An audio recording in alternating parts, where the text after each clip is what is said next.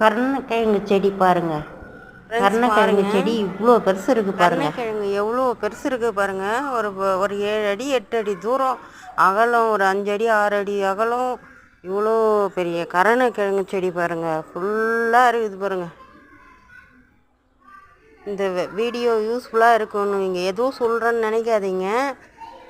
இது உங்களுக்கு நல்ல ஒரு வாய்ப்பு. இது மாதிரி வீட்டில் கொஞ்சம் தண்ணி போகிற இடமா வச்சு பாருங்கள். இதோட வேர் பாருங்கள். இது மாதிரி எந்த இடத்துலையுமே இவ்வளோ பெருசு இருக்காது.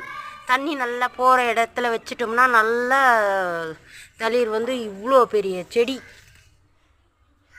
பொதுவாக கருணக்கிழங்கு செடின்னா இது ஒரு 6 கிலோ 5 கிலோ கண்டிப்பாக வரும்.